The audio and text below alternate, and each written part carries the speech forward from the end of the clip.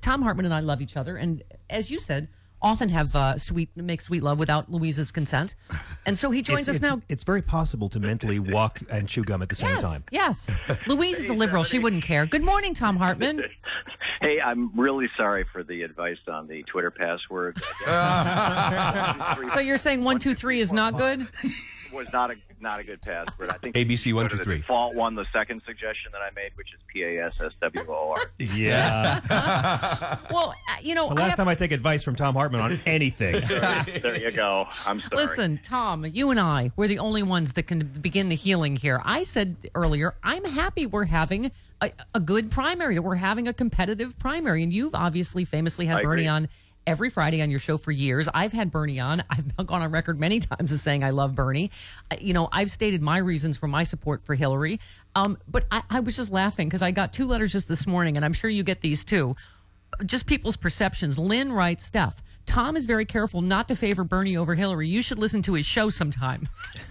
Okay, Jim in Winter Haven, Florida writes, please tell Mr. Hartmann I've stopped listening to his show. I can last about 15 minutes before I throw open my mouth because he falls all over everything and anything Bernie says and throws jabs at Hillary. His show has become a campaign commercial for Sanders. He's probably more right than the first one. Right. I'll own up to that. I mean, this is an opinion show, as is yours. Well, I know. I love that somebody tweeted yesterday to me, you don't belong on free speech TV. I'm like, hey, maybe you're missing the point of free speech. You see, Tom's allowed to talk on free speech TV. Who do you think you are? Where did the words free and speech come from? Hey, Tom, I don't remember. Last time, you were for Obama, yes? Yeah, and you were... No, I was for... initially, I was for Hillary, and you were for Obama. Right. And in fact, I had on my program... the number 2 guy from as I recall, from the Democratic Party in California, or maybe it was just Southern California, right, who was African American, telling us all that no way America is ever going to vote for a black guy whose middle name is Hussein. So we all need to fall into line behind Hillary. Yeah. And I was in agreement with that. Oh my God! And I was the one getting all the calls from African American going, you stupid, naive little white girl. We're never going to elect an African American. Yeah, and I think I was the first one out for Obama. That's why I threw all my support behind John Edwards. Oh my God, Tom, that's hilarious because I didn't know that. So you're the Hillary basher this time, and I was the Hillary basher last time. I guess I don't. There is so much kind of bashable information on both sides. If you want, and I every morning I come in here to do show prep and I go through all the various news sites, and I'll get 15 or 20 things that I could use to just take the bark off Hillary, and similarly I see things like that could be used against Bernie. Right. I try not to do those things unless it's like there've been a couple of things where her campaign has done things that I thought were just massively hypocritical, and I call them out on it. But Tom, last time I said I loved Hillary, I hated her campaign. Last time. Yeah, I'm with you on that. Yeah. David Brock, please move him to another country. But but as I said on Lawrence O'Donnell's show last night, I would vote for Hillary Clinton in a heartbeat. I mean, thank you. Exactly. And I would vote for Bernie in a heartbeat, and I'd be thrilled. Tom, I say the magic number is 214 because that's Ruth Bader Ginsburg's age, and that's the biggest reason why people who are opposed to Hillary now will support her when the choice is Hillary Trump. When and if the choice is Hillary Trump. Or Hillary Kasich or whoever it is. Right.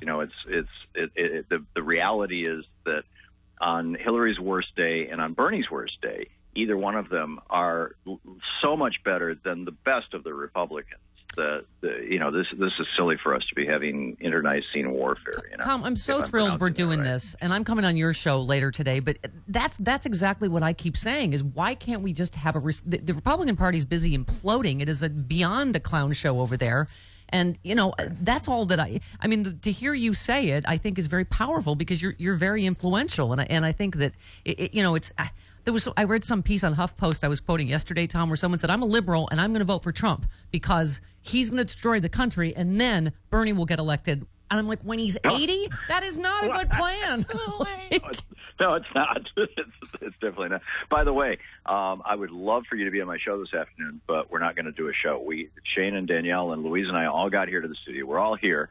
so that to get ready. And the storm was supposed to hit at 4 this afternoon, and now they're saying it's going to hit at noon, which is when we go on the air. Oh, as soon as I get off this phone call, we're going to boogie back home. Oh wow, I think that's a better plan. I'll come on next week. Yeah, it's because normally it is all about me, but I do fear for you. I need you. We don't need a Thom Hartmann show staff Donner Party scenario in DC. No, we do not. Exactly. We do not need anyone. That could be grim. We don't need anyone eating Shano. That would really be so. Stephanie, to this point of our shows and the positions and things. One of the things that we've been doing, and Louise has been call screening the last few days. Usually it's Danielle, but Jim has been out. But anyway, is if somebody calls up and like yesterday, Louise got one call and some guy uses the B word to describe Hillary, and she's just like, "Sorry, you're not going on the air." Right. Not only that, our software allows us to flag people so that when they call back, they get a busy signal, or they just they're gone forever. And that happens. Tom, thank you. Because all I'm saying is let's not do the right wing's work for them. Whether it's exactly. I mean, and I've talked about a lot about the media being unfair to both of them, whether it's ignoring Bernie or just this Hillary derangement syndrome. Yeah. And I do think.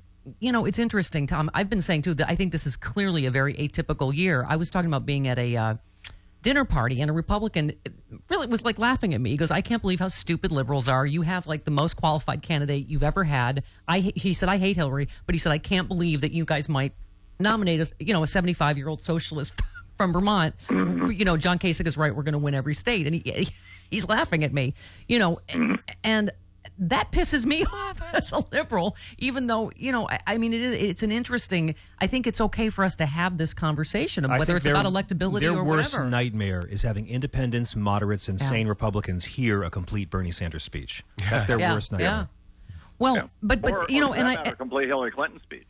She does a damn good job. Oh, I mean, Hillary Clinton's speeches are like getting the best encapsulation of Elizabeth Warren's book I've ever had.